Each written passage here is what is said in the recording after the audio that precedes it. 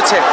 আজকের এই তারুণ্য শত পুলিশের বন্দুকের নলের মুখে বুক পেতে দিয়ে আজকে বেগম রোকেয়া বিশ্ববিদ্যালয়ের শিক্ষার্থী আবু সাঈদের নাম স্বর্ণাক্ষরে লিখে রাখবে এই জাতি।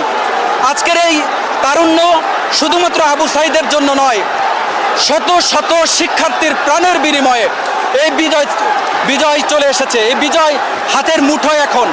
এই বিজয় বাংলাদেশের জনগণের বিজয়, এই বিজয় সারা দেশের মানুষের বিজয়। আমরা এর মধ্যে খবর পেয়েছি দর্শক, সরকারের ঊর্ধ্বতন মন্ত্রী মিনিস্টার যারা ছিল একে একে পালাতে শুরু করেছেন। প্রধানমন্ত্রী